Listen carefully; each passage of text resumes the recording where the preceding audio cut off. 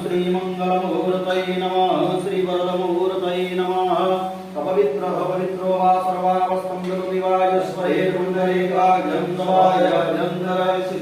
पुण्डरीकाक्षं मुनादो लिङ्गवां सर्वदृष्टानं वाचं मुखं संभयो जीवाङ्किलकुलबुद्धिविनाशा लिङ्गों स्वाहा ॐ अपसर्पं कृते भूतानि भूतावसंस्थितानि भूतानि